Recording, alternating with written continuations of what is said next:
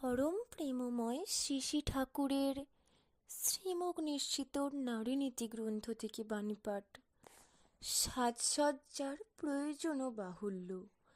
নারীর সাজসজ্জা, পরণ পরিচ্ছদ, চলন চরিত্র এমনতর হওয়া উচিত, যাহা পুরুষের মনে একটা উন্নত পবিত্র সদ্ভাবের সৃষ্টি করে, আর ইহা সুপ্রজননের ও মানুষকে শ্রদ্ধোদ্দীপ্ত করারও একটা উত্তম উপকরণ।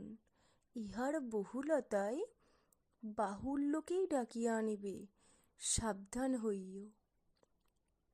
নারীত্বের অপলাভ।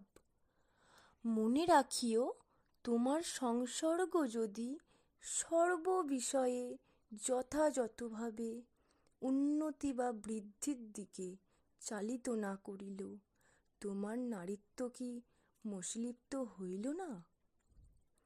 ভাব, ভাষা ও কর্ম। ভাব মানুষকে মুখর করিয়া তোলে, আবার ভাবই কর্মকে নিয়ন্ত্রিত করে, আর ভাবনা হইতেই ভাব উদিত হয়।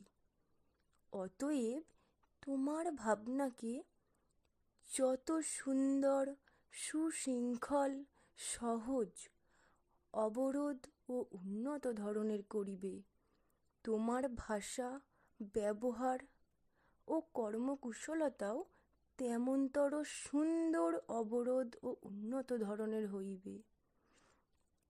প্রকৃত অবরোধ ও অবগুণ্ঠন। দুঃখশীলতার অবরোধ ও অবগুণ্ঠন মানুষের, বিশেষত নারীর প্রকৃত অবরোধ ও অবগুণ্ঠন। সেবাই শয়তানের হাতছানি। যে সেবা তোমার আদর্শকে অতিক্রম করে কিন্তু প্রতিষ্ঠা করে না, তাহা শয়তানের হাতছানি।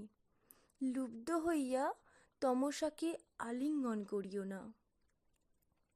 অভিমানী। অভিমান করা মেয়েদের একটা বিষম দুর্বলতা।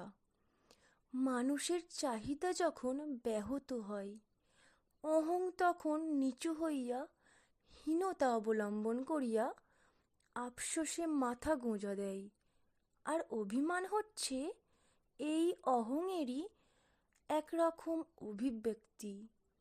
তাই অভিমানের সহজ সচরাচরই হচ্ছে ঈর্ষা, আক্রোশ ও অন্যান্য দুঃখের বকবগানি।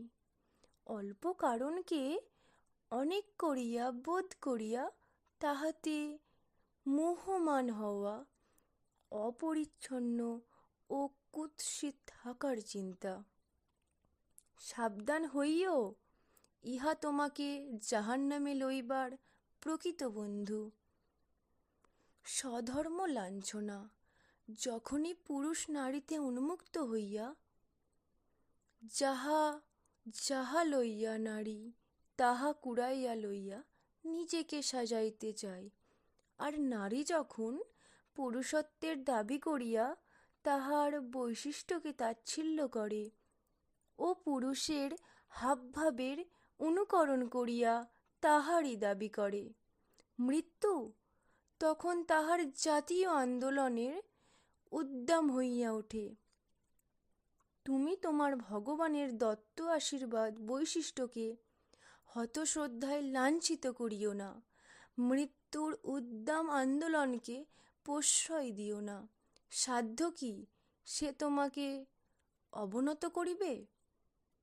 জয় গুরু।